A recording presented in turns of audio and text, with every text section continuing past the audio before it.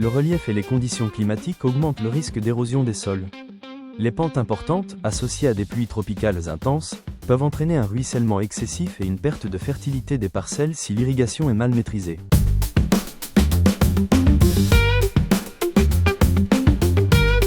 Passons maintenant à un exemple concret de calcul d'irrigation, appliqué à une parcelle de bananier.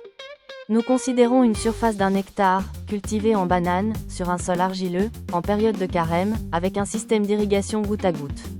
Les besoins en eau des bananiers sont estimés entre 25 et 30 mm par semaine. Dans cet exemple, nous retenons la valeur haute, soit 30 mm hebdomadaires, afin de couvrir les besoins maximaux de la culture. Toutefois, toute l'eau apportée n'est pas utilisée efficacement par la plante. Le goutte à goutte présente une efficience d'environ 90%. Pour compenser les pertes, on calcule la dose brute d'irrigation en divisant les besoins de la culture par l'efficience du système. Concrètement, 30 mm divisé par 0,9 donne environ 33 mm par semaine. Si l'on répartit cette dose sur 7 jours, cela correspond à environ 5 mm par jour. Pour convertir cette lame d'eau en volume, on rappelle qu'un hectare représente 10 000 m². Une lame d'eau de 33 mm correspond donc à un volume de 330 m3 par semaine.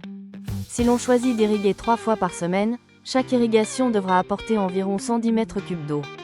Ce plan d'irrigation est ensuite ajusté grâce au suivi du sol, par exemple à l'aide d'un tensiomètre réglé autour de -30 kPa, et en fonction des pluies observées. Le plan d'irrigation retenu prévoit donc 3 apports par semaine, par exemple le lundi, le mercredi et le vendredi. Chaque irrigation dure environ 2 heures et apporte 110 m3 d'eau. Le volume total hebdomadaire est de 330 m3 par hectare. Ce plan reste évolutif et doit être ajusté selon les conditions réelles du terrain.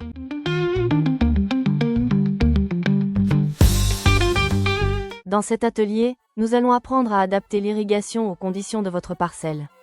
Chaque situation est différente et il n'existe pas de règle unique.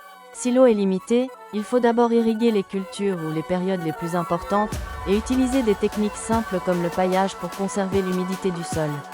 Sur une parcelle en pente, on évite les apports trop importants. On privilégie des irrigations plus courtes et plus fréquentes afin de limiter le ruissellement et l'érosion. Enfin, sur un sol sableux, l'eau s'infiltre rapidement. Il est donc préférable d'arroser plus souvent, en petite quantité. Retenez que bien irriguer, c'est observer sa parcelle et ajuster ses pratiques en fonction du sol, de la culture et du climat. Pour conclure, retenez que le contexte tropical guadeloupéen impose une gestion rigoureuse de l'eau. Le choix du système d'irrigation, l'observation des cultures et l'adaptation continue du plan d'irrigation sont essentiels à la réussite de vos productions. Des ressources techniques et des conseillers agricoles sont à votre disposition pour vous accompagner dans cette démarche.